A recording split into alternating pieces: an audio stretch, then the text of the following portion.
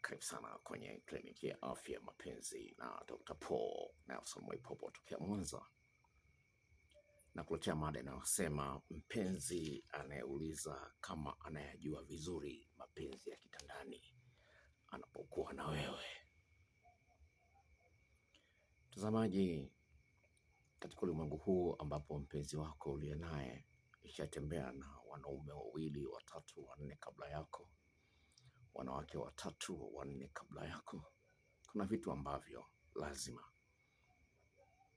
vitaonekana kwamba vimepungua au vimeongezeka.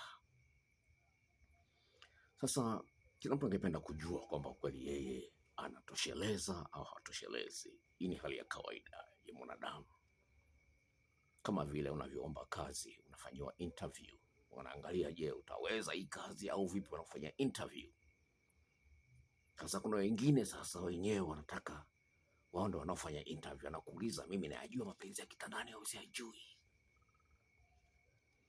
Sasa asilimia kubwa ya watu hawaangalii kwamba mazingira tulionao ya dunia sasa hivi ni magumu kidogo, kutokana na kwamba mwenzio anakuwa na historia tofauti na ya kwako. Ndio maana wazee wetu wa zamani walikuwa wanapendekeza kwamba mwanamke ukimkuta sio bikira hafai. Kwa hiyo bikira ndio ilikuwa ni kigezo, huyu ameshatembea na mwanaume mwingine au vipi? Sasa wewe umeshatembea na wanaume, hujakutwa bikira, lakini na mapenzi ya kitandani huyajui, inaleta shida sana. Kama sasa dada mmoja wa Kichaga, umri miaka 22, ameanza mapenzi na mwanaume. Huyu mwanaume ndiye alikuwa mwanaume wake wa kwanza, alikuwa bikira. Amekuja ofisini, nikampa video, anaenda kwa yule mwanamke, mwanaume anafanya naye mapenzi mara ya kwanza, mara nyingine, mwanaume anamshangaa, wewe, nimekuta bikira, haya umejua wapi yote ndani ya muda mfupi? Mwanamke, dada, ananiambia kwamba sasa hivi simu zilikuwa zimeanza kupungua, simu zimeongezeka na mambo yamekuwa matamu zaidi. Sasa nianze na kesi ndogo alafu nitamalizia na kasi kubwa. Sawa, nianze na kesi ndogo alafu nimalizie na ile ndefu kabisa, ili nikutie hamu ya kusikiliza ile ndefu, maana ile ndefu ni kali mno kuliko zote hizi mbili ambazo zimekuja hapa. Sikiliza ya kwanza. Sasa dokta, nimeanza kuwa na mahusiano na huyu dada, huu ni mwezi wa 4 toka nimeanza naye. Ningependa kujua nitamjibuje huyu dada kwa heshima zote pale aliponiuliza, je, huwa ananiridhisha au anaridhika naye kwenye tendo la ndoa au vipi? Maanake hivi karibuni baada ya kufanya tendo la ndoa aliniuliza kama yeye ananitosheleza mimi, na kwa ukweli dokta, sikuridhika naye katika tendo la ndoa, japo nampenda, ana sura nzuri na anajiheshimu sana, lakini naona kwamba nilipaswa nimwambie ukweli ili ajihoji yeye mwenyewe na kujiongezea ujuzi. Sasa dokta, kwa ukweli, kwa kuwa sijaridhika na sitaki kumuumiza hisia zake kwa kumwambia moja kwa moja kwamba hayajui mapenzi ya kitandani vizuri, tafadhali dokta, hebu nipe maneno ya kumwambia huyu dada. Naweza kuona hiyo ni wa kwanza. Wa pili, dokta, nafurahisha na mafundisho yako hapa YouTube, japokuwa watu wengine hawawezi kukuelewa, lakini inatusaidia kuimarisha mahusiano yetu.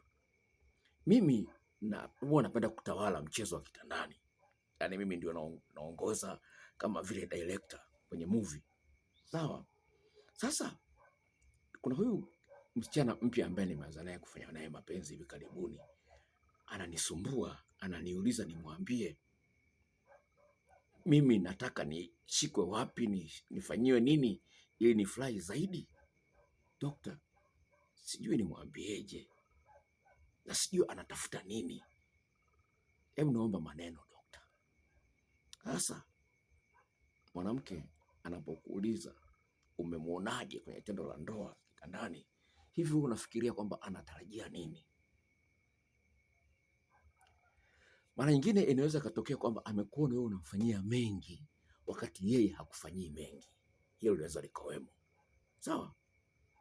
Sawa, hilo linaweza likawemo, lakini ukweli wenyewe ni kwamba uwe ni mwanaume, uwe ni mwanamke, napenda kurudia hili tena, usisahau kwamba unalinganishwa na watu ambao huwajui. Mwanaume anapaswa ajue kwamba kumbuka story moja nitakusimulia kidogo. Mwanaume anapaswa ajue kwamba mwanamke ana maeneo 17 na kila eneo lina ufundi wake, na mwanamke anapaswa ajue kwamba mwanaume ana maeneo 14 na kila eneo lina ufundi wake. Sasa unapokuwa na hayo mengi, unaweza kumkoroga mtu akili, lakini vile vile kuna uboreshaji katika kila eneo. Mwingine alikuwa anakunyonya, lakini huyu atakunyonya kwa utofauti. Mwingine alikuwa anakubusu, lakini huyu atakubusu kwa utofauti. Mwingine alikuwa anakulamba, anakulamba kama anakulamba, lakini atakulamba kwa utofauti. Hiyo ipo. Sawa, hiyo ipo. Sasa sikiliza kesi hii ndefu ili uweze kukubaliana na mimi kwamba haya mambo ninayokuambia ya kweli. Sikiliza sasa, historia ni ya kweli kabisa. Sikiliza. Dokta, girlfriend wangu kaniuliza kama yeye anawazidi wanawake wote niliokuwa nao kwenye mapenzi ya kitandani. Dokta, nikamdanganya, nimekwepa, lakini akaendelea kunikazania kuniuliza hilo swali. Nikamwambia ukweli kwamba sio yeye. Na dokta, uhusiano wetu umeanza kukongoloka. Ni hivi, huyu girlfriend wangu ni kweli ana ujuzi, ana ufundi mwingi kitandani, kwa sababu ameshakuwa na wapenzi wengi kidogo, amenizidi mimi. Lakini sasa shida, yeye anapenda sana kujivuna kwamba anajua sana mapenzi ya kitandani. Dokta, nimeshafanya naye mapenzi mara nyingi. Ni kweli anajua. Kwa mwaka mzima nilifanya naye mapenzi. Ni kweli anajua. Lakini mimi nilizania kule kujivunia kwake kwamba anajua mapenzi ya kitandani ilikuwa ni kama inafanya tu ya mzaha, utani fulani hivi. Sasa dokta, kiukweli na mbele za Mungu kabisa, huyu mpenzi wangu niliye naye sio mtamu au mzuri kitandani kama hao wengine waliomtangulia. Mimi umri wangu miaka 28, yeye ana umri miaka 25. Najua kwamba anajitahidi sana kitandani, lakini katika watano bora kwenye hilo kundi hayumo. Sasa dokta, usinichukulie vibaya, sio kwamba nasema kwamba huyu dada ninapofanya naye mapenzi sifurahi sana. Afurahi, sawa, anajua kwa kiasi kikubwa, lakini ukweli ni kwamba wako waliomzidi ambao nimekutana nao, na ni ukweli kabisa niliomwambia. Mimi kwangu hainipi shida kuendelea kufanya mapenzi naye na kuwa naye katika mahusiano ya mapenzi, hainipi shida, lakini huo ndio ukweli. Sasa dokta, ninachokiona ni kwamba hakuna mwanamke pamoja na huyu niliye naye sasa hivi naye kuambia, ambaye anaweza kwamba anafikiria kwamba mimi kama mwanaume kwake ni bora kuliko wote niliowatangulia katika maisha yake. Huyu dada hakuna. Hicho ni kitu ambacho sikifikiriji sana kwenye mahusiano ya kimapenzi, hasa eneo lile la tendo la ndoa. Dokta, huyu girlfriend wangu ghafla tu aliniuliza baada ya tumefanya mapenzi, tumemaliza, akaniuliza, je, alifanya vizuri?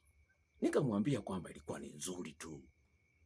Akaniuliza kama yeye anawazidi wote ambao nimeshawahi kutembea nao kimpenzi. Sikumjibu haraka kwa sababu nilikuwa nimeshtuka kidogo na hilo swali lilinishtua. Lakini nilipokuja kumjibu nikamwambia yeye ndiyo besti. Aliniangalia machoni dokta, aliniangalia machoni, alafu akaniambia hivi, yeye ana uwezo wa kugundua mtu anayesema uongo akimwangalia machoni, na amezungumza hivi akionekana kabisa kwamba ameumia.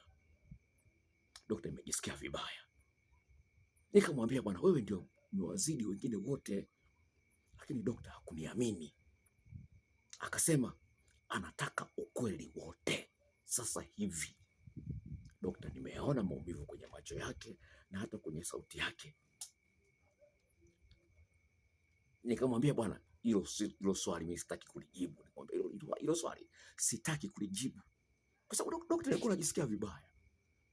Kwa kuwa nampenda yule dada, sitaki aumie. Lakini daktari akaendelea tu kuning'ang'aniza nimwambie ukweli wote, akaendelea kuning'ang'aniza mpaka mimi nikawa najisikia vibaya. Baadaye nikamwambia, kwa kweli hajawazidi waliomtangulia katika maisha yangu ya kufanya mapenzi na wanawake. Dokta alikasirika na aliumia sana, akasema tu sawa, akaacha hiyo mada. Lakini baada ya saa moja kupita akaleta na swali kama hilo hilo, akasema, katika hao ambao nilikuwa naye, nani alikuwa ni mtamu zaidi kitandani? Alikuwa na mapenzi matamu zaidi kitandani? Na mimi nikamwambia, bwana, hilo kwangu bwana sio la muhimu, kwa sababu sina mpango wa kurudia wapenzi wangu wa zamani. Dokta niliona kabisa kwamba alikuwa anahangaika moyoni mwake kupata picha. Akatupa swali lingine, akasema hivi, kwa kuwa mimi sioni kwamba yeye ni bora kuliko waliomtangulia, basi nafuu tuachane. Dokta niliumia aliposema hivyo. Dokta kuanzia siku hiyo haonekani kama ana amani tunapotaka kufanya mapenzi. Haonyeshi kwamba ana amani, anaonekana kwamba kama vile ana wasiwasi, sijui nitamhukumu. Anaendelea tu kuuliza swali kama yeye ni bora kuliko wengine. Dokta nimemwambia ukweli kwamba yeye ni bora, lakini dokta nikakosea. Nikafanya hali ikawa mbaya zaidi. Kwa sababu gani? Nilijaribu kumfariji.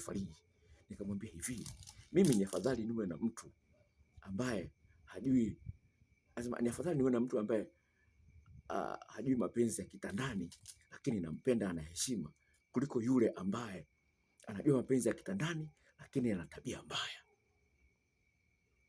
Dokta akasema haamini naye wasema. Sasa sijui nifanyaje, sijui nisemeje, naomba msaada wako. Hebu nikuulize mtazamaji wangu na niangalia hapa, kama ungeambiwa na mpenzi wako kwamba kama kungekuwa na ligi ya kufanya mapenzi ya kitandani wewe usingelichukua kombe, ungefanyaje? Kama ungeambiwa kwamba kuna ligi kama vile hii ligi ya NBC kama kuna ligi wewe usingeweza kulichukua kombe kutokana na ufundi ulionao, ungefanyaje? Sasa kwa nini nimekuletea mada hii? Kwa nini nimekuletea mada hii siku hii ya leo? Kwa nini nimekuletea mada hii? Ni kwamba kuna watu ambao wanafikiria kwamba wanajua, lakini ukweli ni kwamba hawajui. Kuna watu wanajifikiria kwamba wameokoka, lakini hawajaokoka. Sawa, unakubaliana hilo? Kuna watu wanatangaza kwamba wameokoka, lakini hawajaokoka. Hebu fikiria huu ugomvi uliopo kati ya Upendo Nkone na Mwaipaja. Hebu fikiria watu waliookoka wanarushiana maneno kwenye mitandao, watu limekuwa gumzo.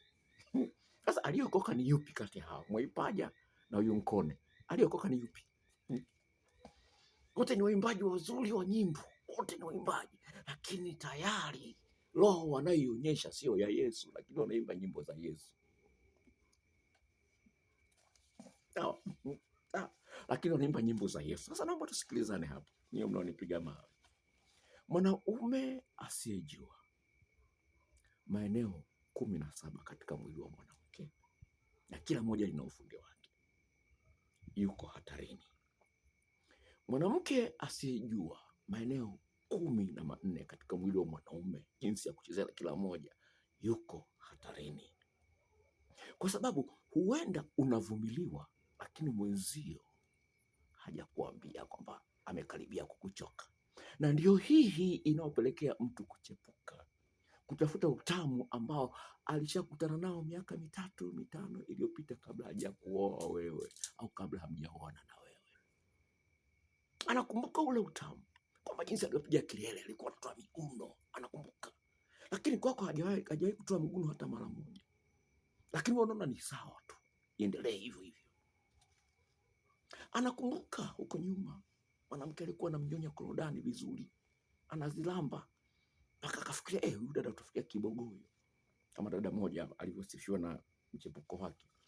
Anasema daktari, mwanaume ananisifia, naambia wewe, yani una hata kibogoyo. Kwa hiyo unaweza kuwa unamnyonya mwanaume kumbe unamkaluza asikwambie. Hebu fikiria, mama wa miaka 43 baada ya kumtumia video, hazikupita wiki 2, anaambia daktari, mwanaume ananipenda kupita kiasi. Hebu fikiria mwanamke huyu ambaye amekoma hedhi, anaagizia dawa kutoka kwangu, namtumia dawa ya kuongezea hisia, anasema hisia sina kwa sababu hedhi imekoma, namtumia dawa, lakini kamwambia nakupa ofa kwa sababu umeniamini, kunitumia hela zako nikutumie dawa, na kutumia ofa ya video, nikampa ofa ya video. Ndoa yake imebadilika, na shangaa mwanaume anavyopenda, na mbona umejifunzia wapi haya? Hebu fikiria, daktari kutoka Kilimanjaro, mwanamke, mume wake toka wameoana hajawahi kurudia goli la 2, la 3, la 4. Nikamtumia video hizo, mwanaume ameweza kurudia magoli 3, 4 bila shida. Ni daktari kabisa, yuko Kilimanjaro. Mpaka anasema mwanaume anamwambia hapana bwana, usiamini, hebu na mimi niagizie video hizo. Akalipa hela tena, baada ya kulipa shilingi 10,000 kwa video zile 50, akalipa shilingi 15,000. Nikamtumia za mwanaume kumwandaa mwanamke. Alipoona zile ambazo nimemtumia mwanamke zimeleta tofauti kubwa sana katika eneo hilo. Sasa wewe unaona bwana, haya mambo ni ya kawaida, unaona ya kawaida, itakuponza upende usipende, unalinganishwa na hutaambiwa. Kwa hiyo ninachokwambia hivi, agizia video hizi, ni za muhimu sana kwako. Kama unataka kuona shuhuda za watu ambao nimewasaidia, na kuandikia peji yangu ya Instagram na ya TikTok hapo chini. Ingia kwenye peji hizo za TikTok na Instagram, uone shuhuda za watu ambao nimeweza kusaidia, ili uweze kuona kwamba ninachozungumza sio hadithi za paka na panya. Nimekuwekea hapo screenshots za watu sio mmoja, wengi tu waliofaidika na hii huduma. Ni ya kweli, inafanya kazi kiukweli. Kama unaangalia video hii kwa mara ya kwanza, subscribe ili nitakapoweka video mpya upate taarifa haraka. Subscribe pale, alafu tutokea kengele, gonga na ile kengele pale, ili nitakapoweka video upate taarifa mapema sana. Gonga kengele itatokea all, andika tu all pale, bofya ile all, ili kila video unaweka upate taarifa mapema sana. Video hizo nakutumia kwa gharama ya shilingi 10,000. Unalipa shilingi 10,000 unapata video 50 kwa shilingi 10,000, zote 50 kwa shilingi 10,000. Nataka nikwambie kwa dola wenzio na wauzia wazungu hizi video hizi dola 10 ni shilingi 20,000, dola 10. Kama nataka kuangalia peji yangu ya Kiingereza inayofundisha mambo haya, nitakuwekea jina la peji yangu ya Kiingereza hapo chini uweze kuona. Bwana, lipa dola 10 kwa video hizo 50. No, wenyewe ziko 30 za Kiingereza, ziko 30 ambapo ni kama shilingi 25 hivi wanalipa wazungu. Wanaojua Kiingereza, watu wengine wa Uganda, Nigeria. Hii ni shule muhimu sana, ni ya dunia nzima, ya kimataifa. Jisajili.